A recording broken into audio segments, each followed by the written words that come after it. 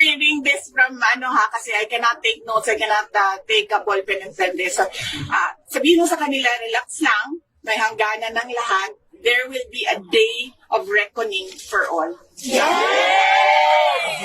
Mahal na mahal po ang Duterte family ng mga OFW at mga Pilipino po sa bansang Pilipinas. Ngayon, grabe po yung emosyon ng mga Pilipino dahil mahal po nila si PRRD at kayo po. So, may mensahe po ba kayo para sa lahat ng mga Pilipino? Yes. Unang-una, nagpapasalamat ako sa lahat ng ating mga kababayan. Mag-English ka po, sir? Yes. Okay. Kasi,